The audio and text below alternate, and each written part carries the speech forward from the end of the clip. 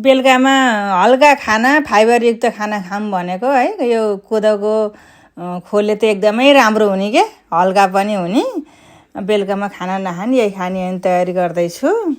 बिहानको नास्तामा बेलुका हल्का खाना एकदम राम्रो हुने के अनि यसमा घिउमा ज्वानो जिरा फुराउने अनि कोदोको पिठोलाई फुर्र बनाएर भुट्ने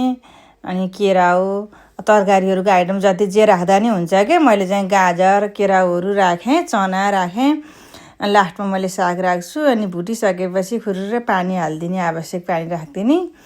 अनि त्यसपछि नुन बेसारहरू राख्ने अनि सागलाई पनि फुर्र बनाएर राखिदिने के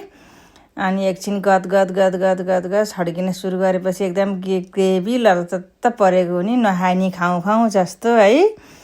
अब खाना साग तरकारी सबै यही नै भयो के बनाउन पनि सजिलो खाना पनि मिठो